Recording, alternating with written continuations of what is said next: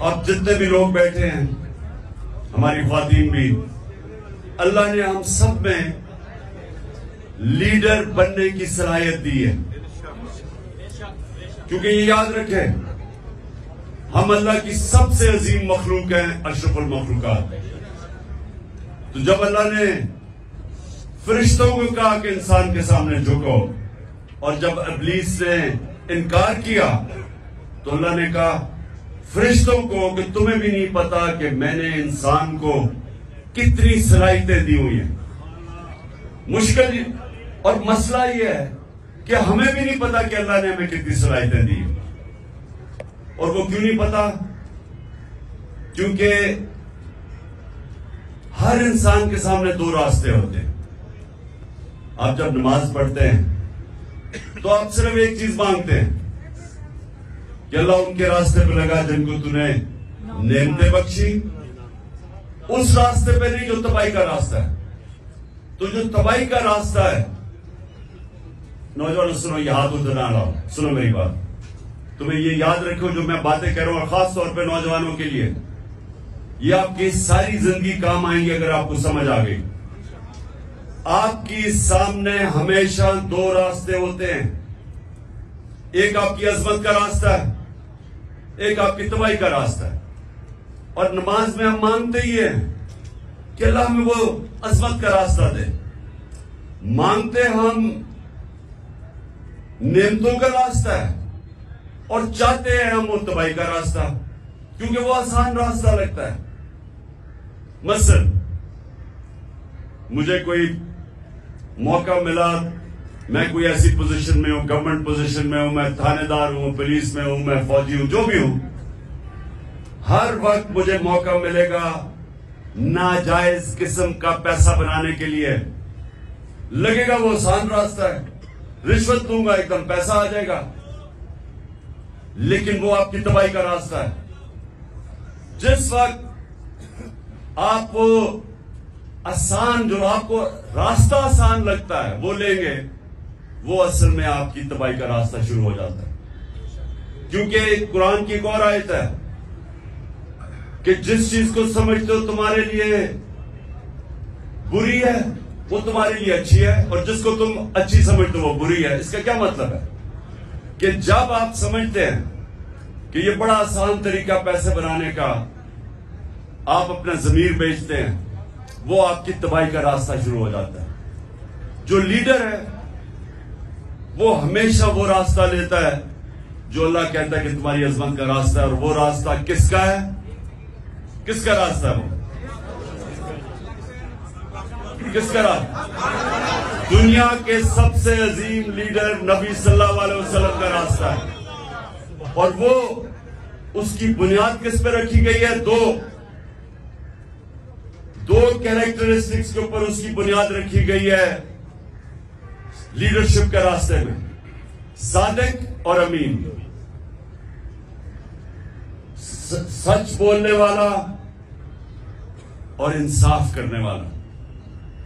یہ دو کوالٹیز ہیں لیڈر کی. جو بھی آپ میں سے لیڈر بننا چاہتے ہیں یہ یاد رکھیں، آپ کو یہ دو چیزیں، سچائی، جھوٹا لیڈر نہیں ہو سکتا. جب جھوٹا لیڈر ہوتا ہے تو وہ لندن میں جو بھاگا ہوا وہ بن جاتا ہے. لیڈر سچ بولتا ہے. سننے روزہ کھلنے والا ہے. سنیں، میں نوجوانوں کے لیے کہہ رہا ہوں، یہ آپ کی ساری زندگی یہ میری باتیں یاد رکھنا.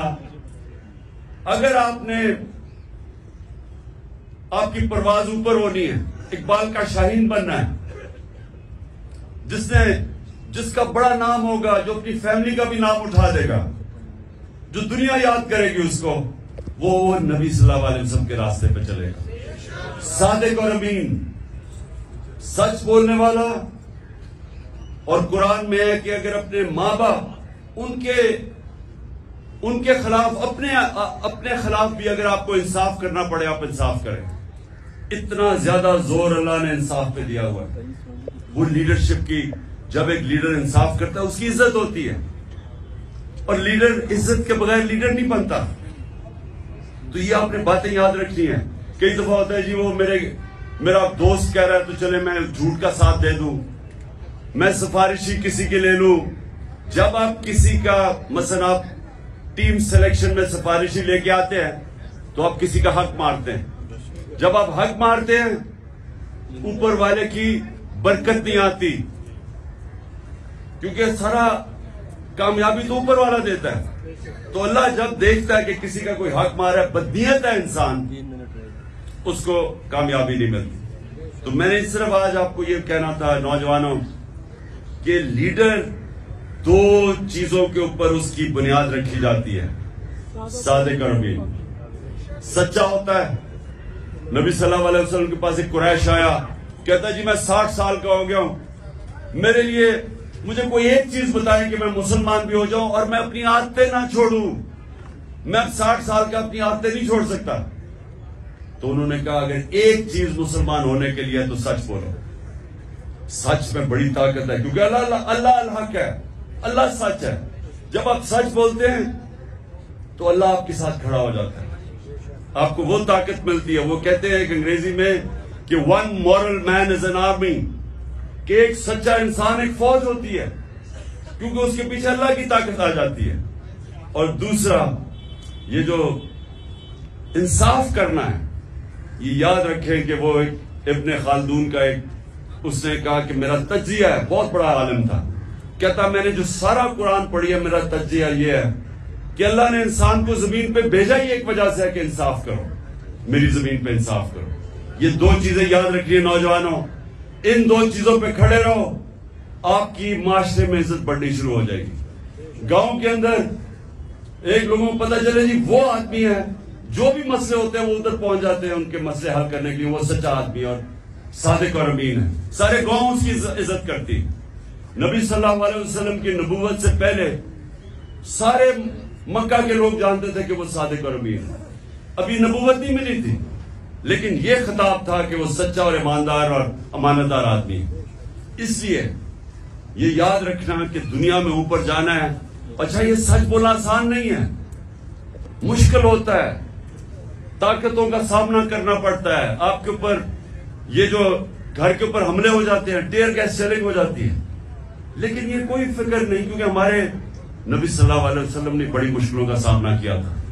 لیکن پھر ان کی جو آج عظمت ہے، اس لیے ہم آج جان دینے کے لیے اس لیے تیار ہیں کہ ان کے کیریکٹر کی وجہ سے کہ وہ رائے حق پہ کھڑے رہے اور آخر میں ساری دنیا ان کے ساتھ ہوگی.